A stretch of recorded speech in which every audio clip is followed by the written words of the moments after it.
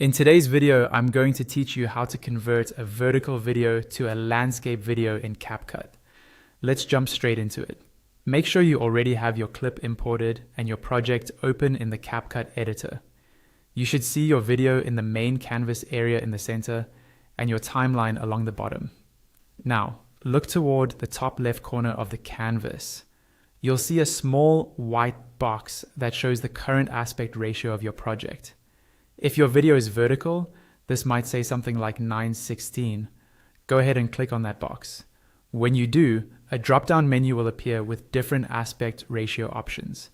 From this list, choose 16.9, which is the standard horizontal or landscape format used for YouTube and most computer screens. As soon as you select 16.9, you'll notice that your canvas changes shape from tall and narrow to wide and horizontal. Your vertical video will now appear in the middle, with black bars on the left and right sides. That's completely normal at this stage, because the video hasn't been resized to fill the new frame yet. Next, we'll remove those black bars so your video fills the entire landscape frame. Click on your video in the canvas or on the timeline to make sure it's selected. Once it's selected, a small floating toolbar should appear near the video. On that toolbar, look for the option labeled Fill and click it. After you click Fill, CapCut automatically zooms and scales your video so that it covers the full 16.9 frame.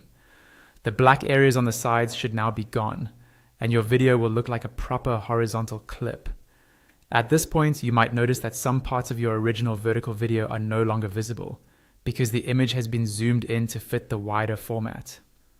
To control what part of the video is shown, simply click directly on the video in the canvas. Then click and drag it around to reposition it.